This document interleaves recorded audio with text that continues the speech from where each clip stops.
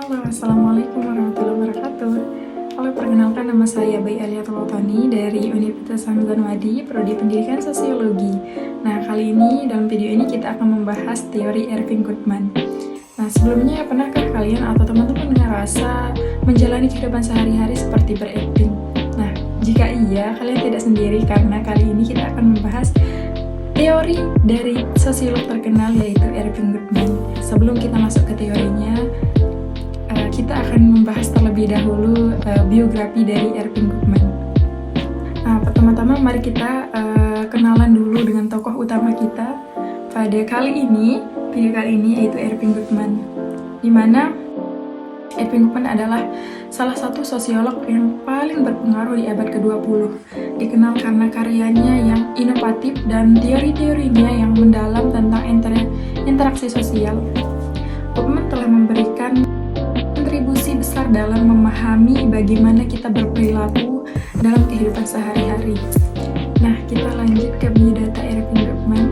Erving Goffman lahir pada tanggal 19 Juni tahun 1922 di Manville, Alberta, Kanada. Ia merupakan anak dari imigran Yahudi Ukraina. Goffman menghabiskan masa kecilnya di Dauphin, Manitoba, dan kemudian melanjutkan jenjang pendidikannya di University of Manitoba, di mana ia meraih gelar sarjananya pada tahun 1945. Karir akademis Goffman dimulai dengan mengajar di beberapa universitas, termasuk University of California, Berkeley, dan University of Pennsylvania. Selama karirnya, ia menulis beberapa karya yang paling membentuk pemahaman kita tentang interaksi sosial dan identitas. Erving Goffman adalah seorang sosiolog terkenal asal Kanada yang dikenal luas karena kontribusinya dalam bidang sosiologi interaksi.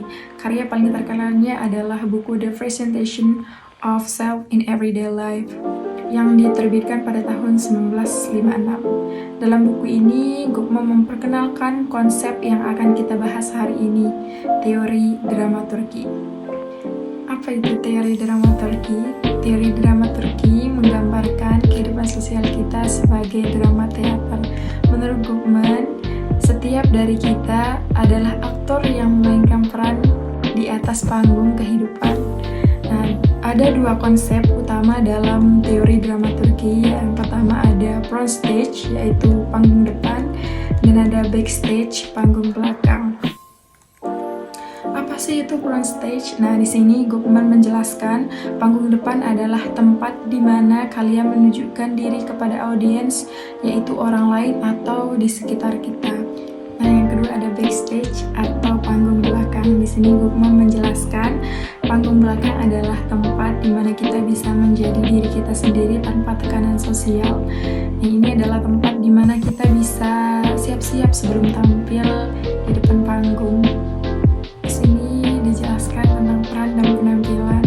Setiap individu memiliki berbagai peran yang dimainkan dalam kehidupan sehari-hari, seperti teman, karyawan, dan anggota keluarga. Goffman menekankan bahwa kita terus-menerus menyesuaikan penampilan kita untuk memenuhi harapan peran tersebut. Nah, saat bersama teman, kita mungkin ceria dan santai, namun saat kita bekerja, kita tampil lebih serius dan profesional. Lalu selanjutnya ada manajemen kesan. Salah satu konsep kunci dari teori dramaturgi adalah manajemen kesan. Ini adalah proses di mana kita mencoba mengontrol kesan yang orang lain miliki terhadap diri kita. Nah, bayangkan saat kita menghadiri wawancara kerja, kita memilih pakaian terbaik, berbicara dengan sopan, dan menunjukkan sikap profesional. Semua itu adalah bagian dari manajemen kesan untuk menciptakan citra yang positif. Contoh dari teori dramaturgi bisa kita lihat, contohnya dari diri kita sendiri, misalkan sebagai mahasiswa, dimana misalnya ketika kita pergi ke kampus atau pergi untuk kuliah, kita berada di depan panggung. Nah, kita berusaha menampilkan diri kita sebagai mahasiswa yang sopan dan rapi. Nah, namun ketika kita pulang dan berada di rumah, kita kembali ke panggung belakang di mana kita bisa melepas sepatu, bersantai, dan menjadi diri sendiri tanpa khawatir terhadap tekanan sosial atau penilaian orang lain. Teori dramaturgi Erving Goffman memberikan kita kerangka yang sangat menarik untuk memahami interaksi sosial dan bagaimana kita menampilkan diri dalam berbagai konteks. Nah, semoga penjelasan ini dapat membantu kita memahami dinamika sosial dalam kehidupan sehari-hari.